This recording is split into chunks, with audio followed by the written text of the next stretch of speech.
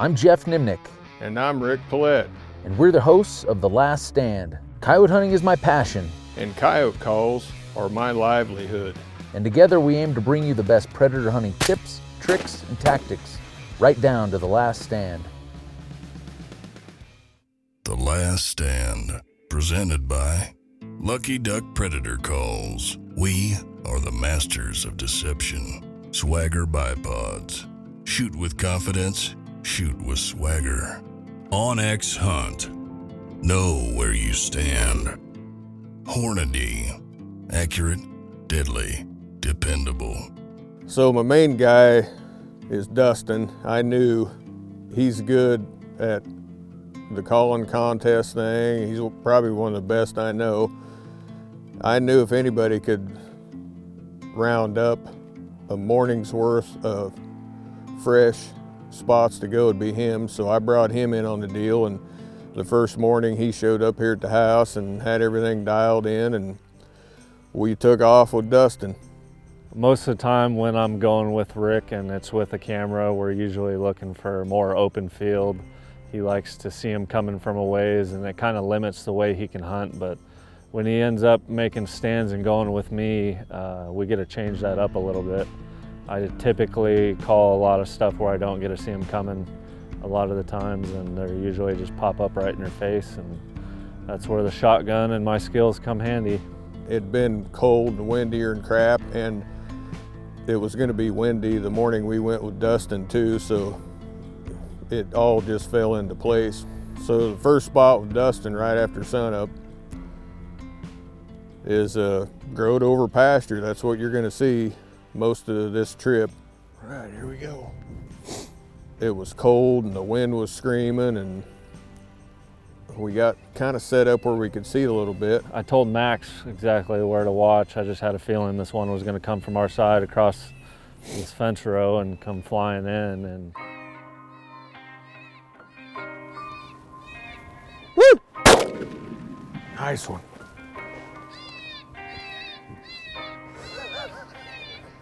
Good job.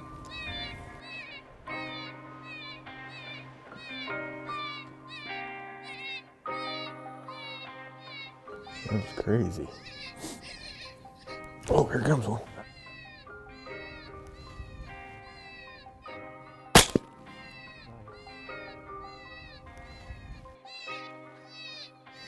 Okay. Hold on, I ain't done yet. I want a cat up here. Oh, we're out here with Dustin. First stand. I'm playing tall cotton.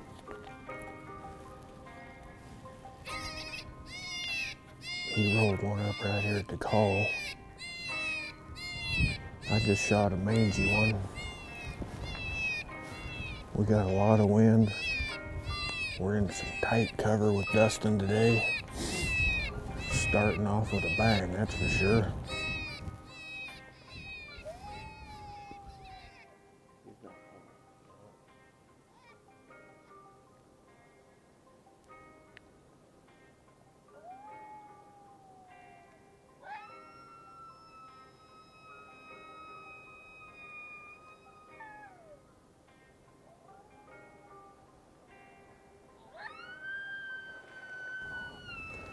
Well, we've killed a double up here. We about done with the stand, and we got a coyote howling. I don't know. No, he ain't burger barking us. He's just doing a lonesome howl, kind of. So I'm answering him with Psyche. I might do another howl, and then I'm going to turn a fight on. We'll see if he rolls up here.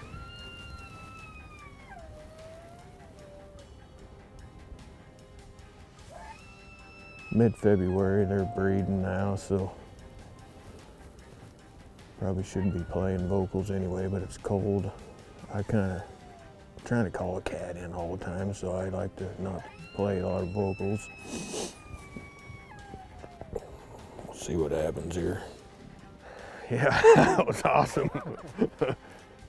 That was awesome. That's the way we like to start. fast and close. Let's go do it again. So the first stand was, it was thick stuff, but it was kind of a grazed down grass. A lot of cedars in it, cedar choked pasture, which I love hunting those. The next one was the same thing, but it wasn't grazed, and grass was a little bit much, so we had Sean standing up on the camera. And we cut out an evergreen that we were all packed in so Sean could stand up with the camera, because you just couldn't see anything past about 30 yards, which was an awesome idea because it gives some really cool footage. And I was playing tall cotton again.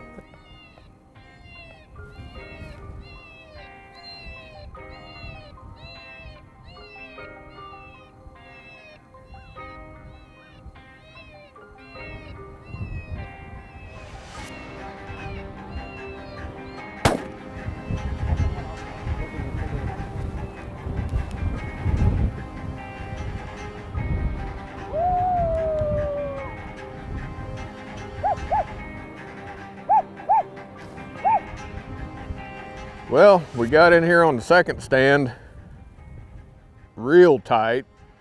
Got some CRP kind of growing in here, and we ended up having Sean stand up in this evergreen here. I'm kind of on the left here. Honestly, I didn't even see what happened. I was playing tall cotton and kind of cranking it up, we only been here probably for a couple minutes, and I heard some scuttlebutt going on over there to my right, and was watching Dustin and seen him shoulder his gun, boom, and whatever happened, it must have died right at the call because everybody's all fired up. So what do you think, Dustin? What happened? You smash one spot right there? Yeah, it's one of those spots. It's not if, it's when they come in. So I was sitting here ready, and then Sean was a little bit elevated. He told me where it was coming from, and it's kind of a snapshot. I honestly didn't see it until it was right there at the call, but we got her killed. Awesome. I never seen anything of that hunt, so I'll be anxious to see it on video tonight when we get home. But it's so thick right here that I didn't even put my swagger out. I just wanted to be able to run this thing like a shotgun. I mean, I can only see 20 yards. Yeah. Good one. Yeah. As I have said before, Patterson is a shotgun coyote killing fool. The best I know, he's probably shot more coyotes with a shotgun than who knows how many people. So it's fun to do that. It's fun to see him that close, and that's what me and him like to do. We make a few more stands with Dustin, and the wind's picking up more and more and more, and kind of a few dry stands, and we were getting kind of in not too far from a growed over quarter section of cedar trees, pasture. That's probably one of my most favorite spots to go, and I hadn't been there all winter, so I knew it was going to be good, and the wind was how I wanted it for it. So we hike in there, put Dustin watching to the right, I'm watching to the left, get the revolt out there. Lip squeaks first, kind of low volume, even though it's windy. We might be 100 yards from a cat or even less. I had commented to everybody, oh, we don't need to look over here to the left. Nothing ever comes out over the left. So just shortly after that, I see everybody kind of looking up to the hill to the right, and I just seen coyote ears going, and everybody's looking over there, and I look back over here to the left where I said nothing ever shows up, and there's a pair of coyotes standing there. And I'm like, oh no. I get a hold of the remote because the one is really staring hard at the revolt, and with a decoy, I don't like to just sit and let it run the whole stand. I like to just leave it hang there, and just like for this, I just tap it real quick and let it go like that. It started to come to try to get the wind. That's what they always want to do. They want to smell what they're looking at.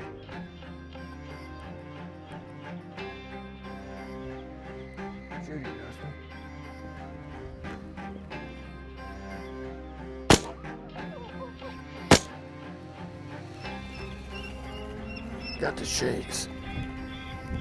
I just shot a coyote I can spit on. All right, let's get something else in there. So, still thinking about cat, you know. I'm the only shot that's went off silenced. It's windier and crap, so I change up sounds and help over here to the right. there's a coyote shows up in a little opening, and no more than I started going like that, it took off out of there about as fast as it showed up. And I was like, God, so nothing, you know, if they don't smell you, then they don't know really what's going on. So I switched up to another rabbit, and I don't recall exactly how all this unfolded, but there's a coyote show up the hill in a little shadow, and then it was gone. Played a little more, changed sound again. Coyote shows up over here to the left where the pair was, but it's kind of fidgety and it don't want to come out in the open. I told Sean, whispered over to him, I said, we've been here for a while, you know, no cats showed up. I think that coyote, if I turn a pup fight on, maybe it'll tear out of there this time. So I turned bully beat down on, and it didn't play for about 20 seconds, and that coyote showed up right in that shadow for the third time. Hung in there a little bit. I was pointing right there, and then all of a sudden it disappeared, but it come on out, and I put the shot on it, hammered it, so I got a double there. We missed out on all the action on that one.